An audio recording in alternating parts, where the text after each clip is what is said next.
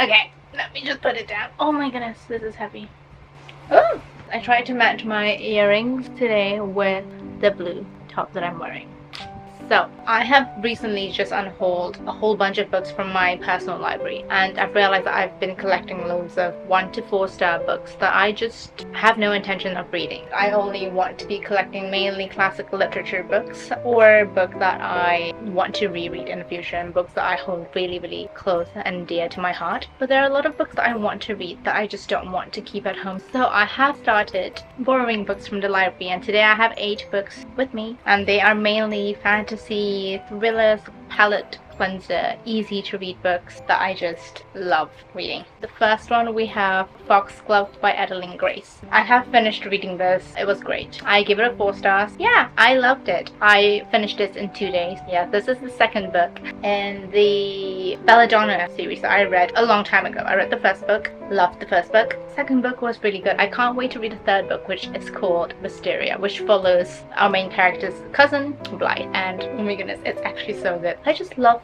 borrowing from the library. I think more people should start using their local libraries more. It's literally free. The second book I got from the library, this is also part of a series. This is Never a Hero by Vanessa Lynn, which is the second book to Only a Monster by Vanessa Lynn, which I really liked as well. Rated out of 4 star. I'm very excited. I am currently reading this one. Yes, I just love getting all these easy to read books from the library. It makes reading so much fun. I can't annotate in these books because they belong to the library. So I just fly through these books so easily. I don't think about anything else. I don't think about wanting to annotate or analyze anything. Just vibing with the books. Both Foxglove and Never a Hero both have really gothic atmospheric vibes, and I've just been enjoying that. Loving this. I can't wait to finish this one. Yes.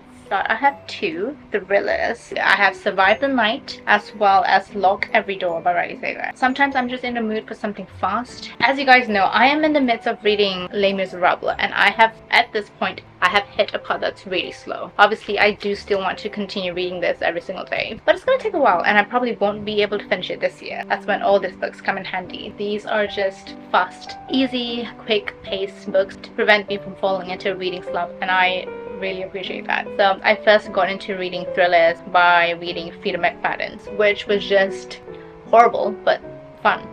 So again, it's just fun to read. I love that I can shut off my brain and just read these kind of books. First one we have Survive the Night. Behind the wheel is Josh Baxter, a stranger Charlie met via the university rideshare scheme. On the road they share their stories, carefully avoiding the subject dominating the news. The campus killer responsible for 3 student murders has just struck again. Oh my goodness, this is kind of scary because it reminds me of the Idaho murders. The miles tick by and Charlie begins to notice discrepancies in Josh's story, and why won't he let her see inside the trunk? She begins to plan her escape from the man she is becoming certain is the killer. She starts to suspect that he knows exactly what she's thinking, meaning that she could very well end up as his next victim. So it's her trying to survive the night. This is so exciting. I might read this before Christmas. These are also the books that are on my December TBR, since I will have to return them before December ends. So yeah, Survive the Night by Riley Sager and Lock Every Door. I don't know what this one is about, but it says, welcome to your new home.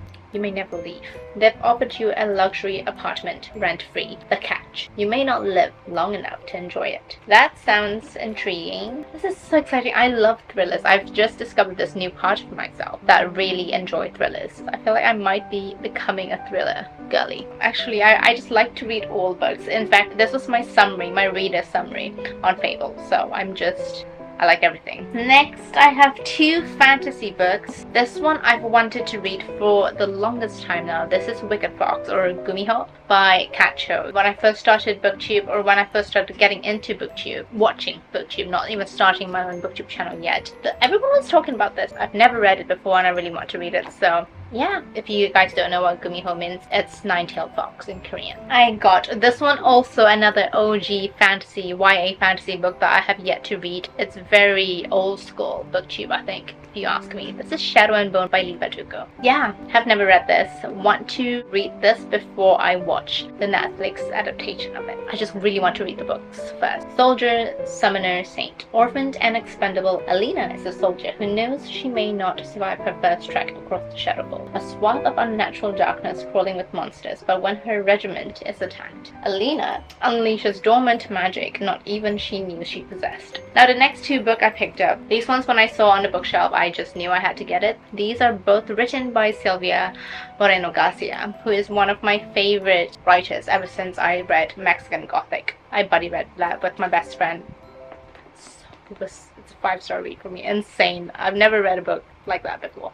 So I picked up The Daughter of Dr. Moreau. I have no idea what this is about, but I want to read everything by her because her writing style is so descriptive, so beautiful, and she uses loads of folklore, Latin American, Mexican folklore in her stories, which I absolutely love. I love learning more about different folklore and different culture, and she does it so well with her writing. It's very immersive, so I can't wait to read this. She also wrote this one. I've never seen this one before. This is called The Beautiful Ones. In a world of etiquette and polite masks, no one is who they seem to be. Antonina is in the glittering city for her first grand season, where she will attend balls and mingle among high society. However, the haphazard manifestation of Nina's telekinetic powers make her the subject of malicious gossip. Yet, the dazzling telekinetic performer and outsider Hector sees Nina's powers as a gift, and he teaches her how to hone and control them. As they spend more and more time together, Nina falls in love and believes she's found the great romance that she's always dreamed of. But Hector's courtship of Nina is deceptive.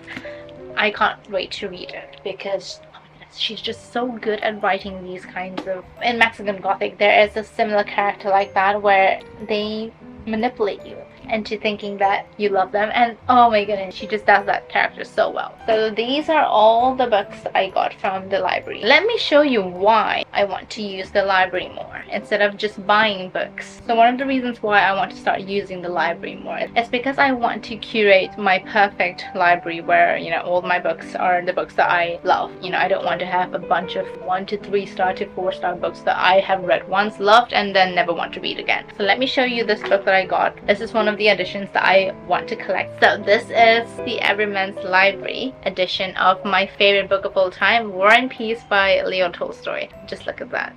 Like, it makes me so happy that I've literally unhauled so many of my books to make room for books like these. These are just, oh my goodness, it makes my heart so happy, and I literally got this for $10 US. A girl was selling it and she didn't want it anymore, so it was brand new, still wrapped up in plastic. Look at this. So yes, I want my future library to only have books like this. Well, not just books like this, but you know, books that just bring me so much joy when I look at them, and I just want to touch them and open them and read them and reread them again and again and again and again, and books that I can pass down to my children. My dream is to pass down a library to my future children and my future grandchildren. Other people will pass down handbags and stuff. I want to be passing down my jewels, my jewelry, and a beautiful home library. That's all for today's video. This is a very short video, but I'm so happy because I will be filming more. I've only got 2 days left of work, and then I have all this time left to do loads of reading and loads of filming. I do want to make a Christmas reading vlog. Yes, that is all for today's video. Thank you guys so much for watching, and I will see you guys in my next video.